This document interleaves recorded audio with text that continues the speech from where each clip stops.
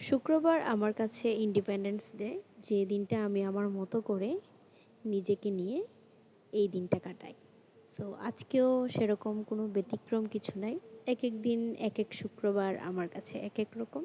কোনো দিন যদি ভালো লাগে তাহলে বাসায় থাকি সারাদিন, কারণ সপ্তাহে একটা দিনই আমার সুযোগ থাকে বাসায় থাকার।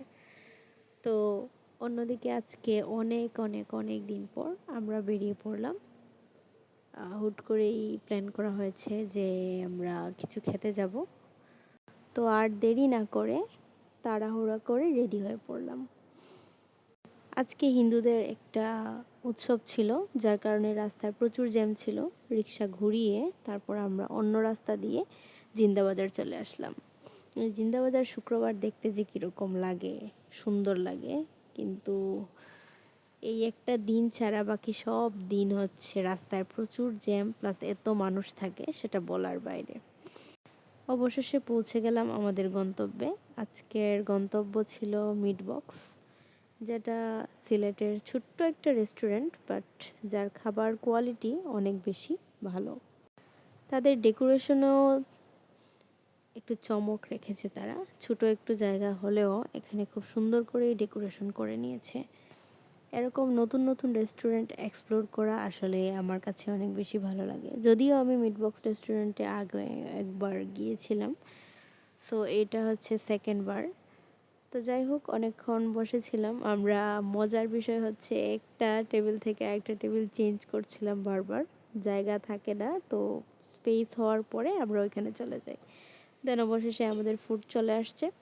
এটাই আজকে প্ল্যাটার ছিল তাদের এখানে। শুধুমাত্র আপনি যে অফারটা চলে ওই অফারের প্ল্যাটারটাই পাবেন, অন্য কোনো প্ল্যাটার সেখানে থাকবে না। আমরা অ্যাকচুয়ালি দেখে গিয়েছিলাম একটা, পরবর্তীতে গিয়ে তারা বলছে অন্য আরেকটা। সো এটা ট্রাই করেছিলাম, মোটামুটি এভারেজ ভালোই লেগেছিল, বাট আমাদের এক্সপেকটেশন অনুযায়ী এটা সেরকম ভালো ছিল না।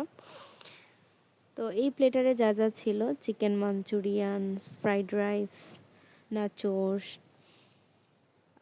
পাস্তা, তারপরে হচ্ছে আপনার আরও বিভিন্ন আইটেম ছিল, যে আইটেমগুলো বলে শেষ করা যাবে না। 8টার মতো আইটেম ছিল।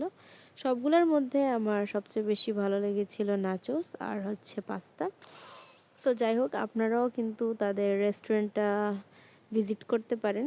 তাদের রেস্টুরেন্টের লোকেশনটা হচ্ছে জিন্দাবাজার কাচ্চি ডাইনের একদম পাশে,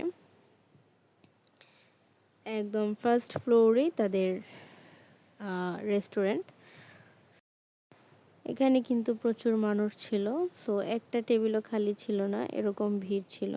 তাদের ফুড কোয়ালিটি ভালো হওয়ার কারণে এখানে অনেক ক্লায়েন্টরা আসেন এবং এখানে খাবার এনজয় করেন। সো আমি আপনাদেরকে সাজেস্ট করব, আপনারা যদি স্টুডেন্ট বাজেটের মধ্যে ভালো কোনো প্ল্যাটার খেতে চান তাহলে তাদের এখানে যেতে পারেন।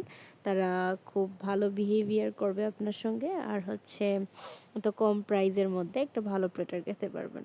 সো অবশ্যই আগে থেকে তাদের পেজ ভিজিট করে, তাদের পেজে আপনি প্ল্যাটার যে এটা অ্যাভেইলেবল থাকবে সেটা দেখে দেন কনফার্ম হয়ে আপনি হচ্ছে যাবেন, কারণ তাদের এখানে শুধু একটা প্ল্যাটারই চলে। এটা উইকের উপর ভেরি করে। সো এটা আমার সাজেশন থাকবে আপনাদের জন্য।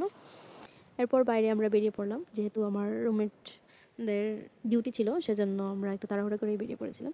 আর আকাশটা দেখতে এত সুন্দর লাগছিল, তাই ভিডিও ক্যাপচার না করে আসলে পারলাম না। সো যাই হোক, আজকের দিনটা আমার কাছে এরকমই ছিল, আপনাদের সাথে শেয়ার করলাম। সো কেমন লেগেছে অবশ্যই সেটা কমেন্ট করে জানাবেন। ভালো থাকবেন। আল্লাহ হাফেজ, আসসালামু আলাইকুম, টাটা।